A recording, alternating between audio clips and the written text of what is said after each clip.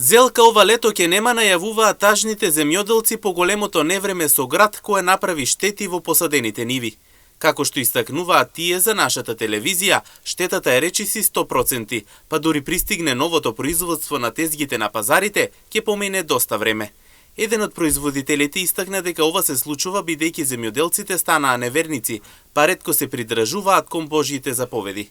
Град Варна, голем град Варна, ама на луѓето има многу штета. Има 100% уштетено зелката, тиквички, шо отворено, има шо да правиме, Божја сила. Ова лето ке нема зелка. Владевци нема многу садено, нели, ама Ратава, Василево, Пеперево, таму луѓето имат по 5 декара, 10 декара. Тоа е на цел, мачат се луѓето, трошкови се уложил, работата. Од ветро небо ли сме, тоа е, нема шо да се прави. Тоа е. Градушката, да. Фана градушка. Па зависи што како. Ке се пресаде, ново ке насадат. Град нема глад. Значи празниците треба се држат, да не се работи на празници. Ја како грава, Има да им кажете на сите преко телевизија. Четвртоците од Великден до Спасовден не се работат. Вел четврток. И Вел четврток не се работат.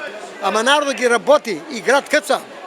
Тоа е, треба да веруваат многу Бога и дека треба да почнат да ги празнуват празниците кои се верски и кои се од голем значај за Македонија. А ој не ги држат тие и за тоа град ги кца. Земјоделците со тажните ликови истакнуваат дека зелката на тезгите ќе пристигне дури на есен, дотогаш само со мали количини. Не се прави случај. Не. Зелката на цело, значи како да се кцал со ништо. На цело. Направо треба да се ора. Ништо, штета голема. Нова ќе се саде. Инаку градот направи голема штета, особено во Радовишко, Штипско и Струмичко, каде штетите се особено големи на отворено. Штета нема кај оние кои што се уште произведуваат под фолија.